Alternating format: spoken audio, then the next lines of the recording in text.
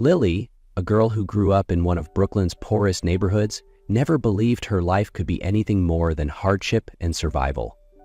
Every morning, she woke to the sounds of honking cars, neighbors arguing, and her Aunt Martha's worsening cough, the only family she had left. Life didn't spare the weak, and Lily had learned early how to be tough just to get by. But everything changed on one fateful night. Desperate to save her dying aunt without a single dime to her name, Lily made a reckless choice. She tried to rob a well-dressed stranger in the street. What she didn't expect was that instead of being arrested, she was the one taken. And from that moment on, she was thrown into a story no one would believe. A story where love began with a robbery. In a shabby room buried deep in Brooklyn's slums, Lily curled up on a creaky wooden bed beside her Aunt Martha, a frail woman scrubbing clothes with blistered hands.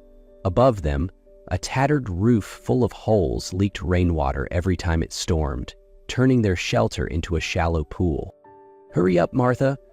I'm not paying for wrinkled laundry," a harsh voice rang out from the yard. Aunt Martha bowed her head and kept scrubbing, even though her hands were raw and pale from the soap. Lily clenched her jaw. She had seen her aunt mistreated and underpaid for years, but it still made her blood boil. Unable to hold back, Lily snapped, "If you want clean and crisp clothes, maybe wash them yourself, and if you're hiring help, at least pay her what she deserves." The neighbor glared at her. "If you're so smart, why don't you get a real job and feed your aunt?" Lily's fists tightened. That's exactly what she planned to do. She walked from one store to another, fast food joints, retail shops, tiny diners, only to hear the same line, "Sorry, no experience, no diploma, no job." By sundown, Lily dragged herself home, heart heavy. But what she found made her freeze. Aunt Martha collapsed on the floor, coughing violently, blood dripping from her lips. "Marthy!" Lily screamed, rummaging through drawers and shelves, only to find a wooden box with a handful of coins. Desperation swallowed her whole. As night fell, Lily wandered the streets alone, aimless, hopeless, until she saw him. A tall man in an expensive coat, his wristwatch gleaming under the streetlight. Without thinking, Lily reached into her pocket and pulled out her small knife. "Stop!" Lily stepped in front of the man, eyes cold, rusty knife steady in her grip. The stranger halted, raising an eyebrow as if the scene were nothing but a joke. "What is this, your idea of making a living?" "Don't push me. This is a knife, not a toy," Lily snapped, her knuckles white around the handle. "You think this is how to survive?" he said, unfazed. "I'm not reacting because I can tell you're desperate. But have you ever tried asking for help?" "No one helps someone like me," she shouted. "Now hand over your wallet before I lose my patience." With a resigned sigh, the man removed his watch, wallet, and phone. "My name is Ethan Cross. If you really need the money, then take it." Lily grabbed the items and ran. Her heart pounded as she disappeared into the shadows, hands trembling, not just from fear, but from a strange flicker of hope. She truly believed that was the last she'd ever see of the man. Lily thought the robbery would be left in the past. But the very next morning, while she was cooking porridge for Aunt Martha, her world flipped upside down. The door burst open, a strange man walked in, followed by two men in black suits. Before she could scream, a strong hand covered her mouth and dragged her away in a whirlwind of confusion and fear. When she came to, Lily found herself tied to a chair in a bright, luxurious room. Her head was spinning. Standing before her was the very man she had robbed the night before. "Ethan Cross, are you insane? You kidnapped me over a few dollars?" she yelled. Ethan leaned against a desk, hands in his pockets, calm as ever. "No, I don't want money. I need a wife." Lily's jaw dropped. "Excuse me? I have to get married immediately, for business reasons. You crossed me, so now I'm giving you a choice. Marry me or go to jail. And I won't just send you. Your aunt's coming too." Lily froze. Her heart raced. Aunt Martha wouldn't survive prison, and Lily had no way out. You have 1 week to decide, Ethan said, walking out. The week passed like a nightmare, and on the very last day, Lily nodded in defeat. Ethan picked her up in a sleek luxury car. When they arrived at the mansion, he said coldly, "Pick a room." "Really?" she asked, hopeful. "Yes, in my room. You can either sleep on the floor or build a pillow wall." Lily glared. "You're in..." Ethan smirked. "I'm your husband now. You better get used to it." From their very first night together, Lily made the boundaries clear. She stacked nearly a dozen pillows down the middle of the king-sized bed like a fortress. "Rules simple. No one crosses the line," she said firmly. Ethan glanced at the pillow wall and chuckled. "You think I'm dying to cuddle a cactus?" Lily shot him a glare. "Good. Keep your delusions to yourself." The next morning, while Ethan was reviewing documents in his office, Lily walked in carrying a large plastic basin full of clothes. "What the hell are you doing?" he asked, frowning. "Laundry," she replied plainly. "There's a washing machine." "I'm not used to machines. Hand washing is faster."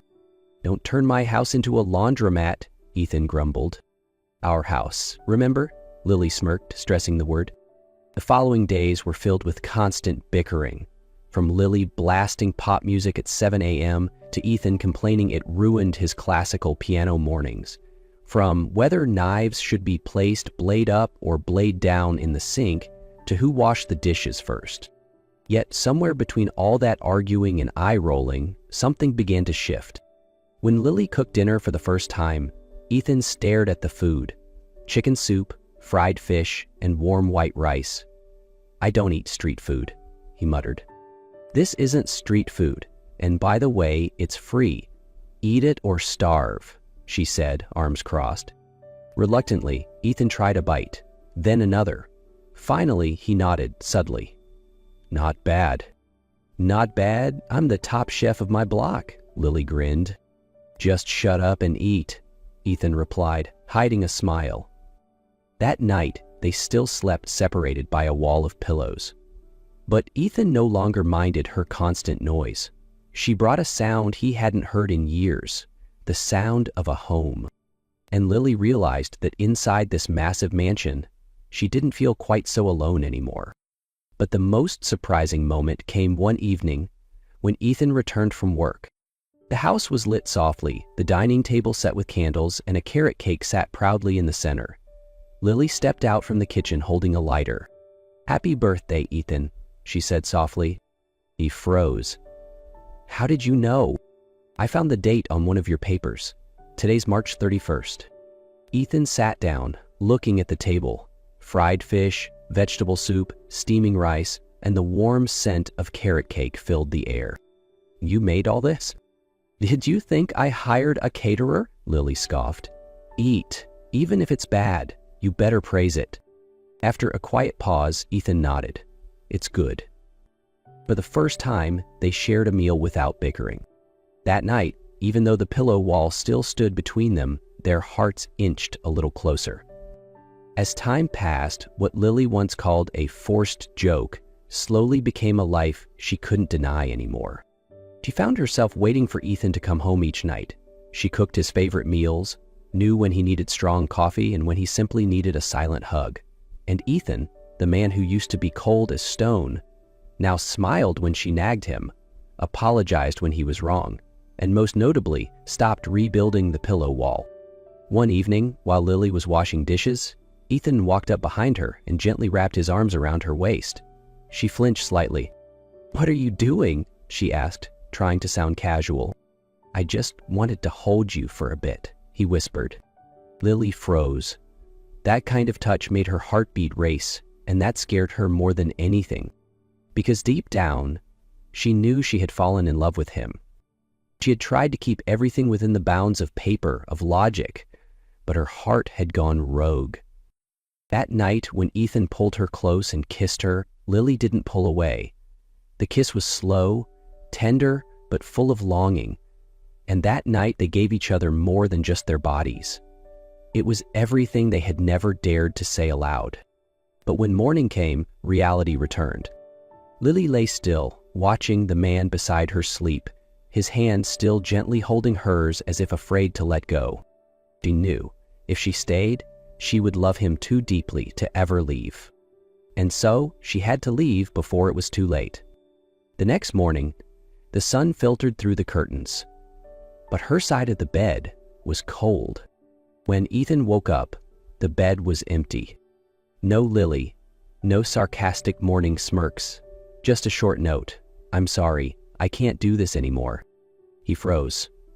He tore through the mansion, called every staff member, checked every security camera. All confirmed the same truth. Lily had left. At dawn. But what struck Ethan first wasn't anger. It was fear. He didn't care about the wedding, the contract, or his reputation anymore. He just wanted her back. The woman who filled his cold mansion with laughter, warm meals, and a sense of real life. It didn't take long. Using every connection he had, Ethan tracked her down to a small countryside house where she was hiding with Aunt Martha. That evening, Ethan stood before the old wooden door, his hand clenched. He knocked 3 times. Lily opened it, and her heart stopped. When she saw him, "You shouldn't have come," she said, forcing her voice to stay cold. "And I'm not leaving," Ethan replied, his eyes never leaving hers. "I didn't come to scold you. I came to say, I love you, Lily." She stepped back, tears brimming in her eyes. "I ran because I'm terrified that if I stay, I'll love you too much and one day, I'll lose you." Ethan stepped forward, gently holding her hand.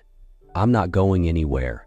No matter how many times you push me away, I'll come back, not because of a contract, but because I choose to love you, every day, forever." Lily didn't respond to Ethan right away. She quietly closed the door and left him standing outside. The next morning, as she stepped out early to fetch water, she was startled to see Ethan curled up on the old wooden bench on the porch. His shirt was wrinkled, hair messy, but his eyes still held the same spark from the night before. "You slept out here all night?" she asked, a little unsettled. "Yeah, you didn't let me in, so I waited." Lily sighed and walked back inside. But Ethan didn't leave. Instead, he stayed. No promises, no flowers, no diamond rings, just action.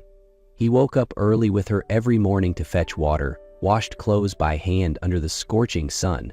The first time, he tore his shirt, got soap in his eyes, but laughed like a kid discovering hard work. "What are you doing?"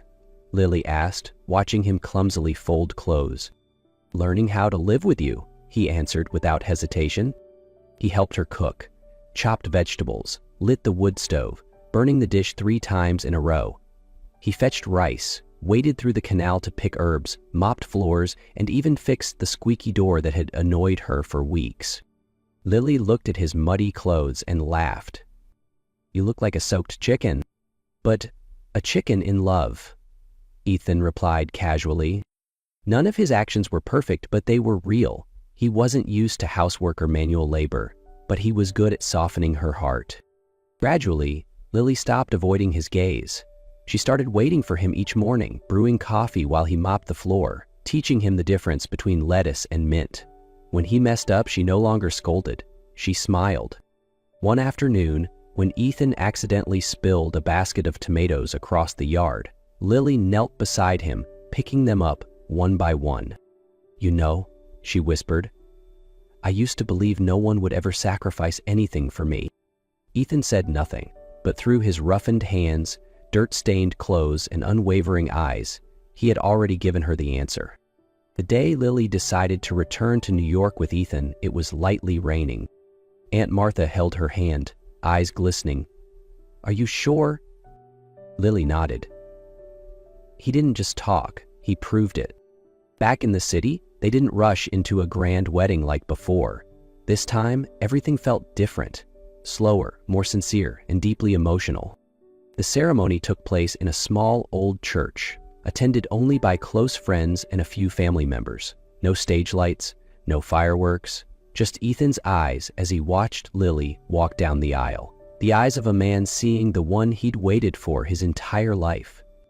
"You look stunning," he whispered when she reached him.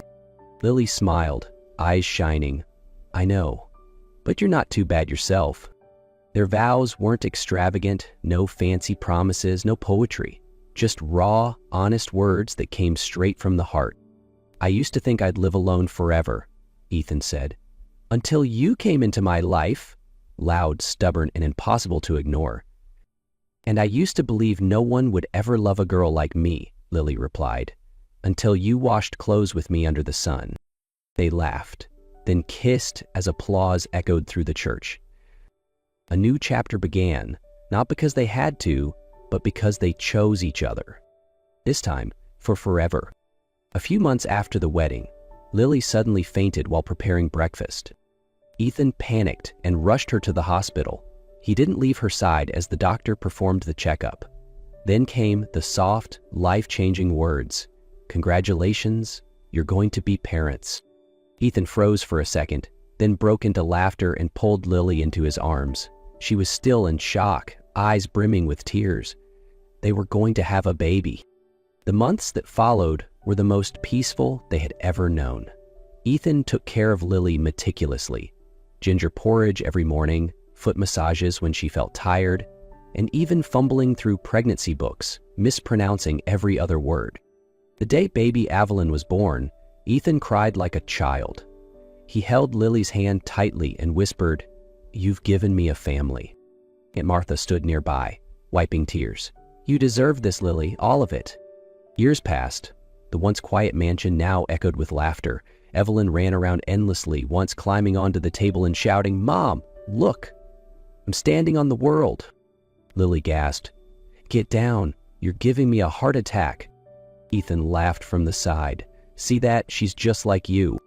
In moments like that, Lily would look at Ethan, the man she once hated, once robbed, and now, the man who loved her beyond anything. One night, under the soft glow of the moon, they sat together on the balcony. Lily rested her head on his shoulder and asked quietly, "Do you ever regret it, choosing a poor, stubborn girl who once mugged you in the street?" Ethan tightened his grip on her hand. "If I could go back, I'd let you rob me even sooner." They both laughed. Their story wasn't perfect, but their love was. Not built on circumstances or contracts, but on two broken souls who chose each other, again and again, every day.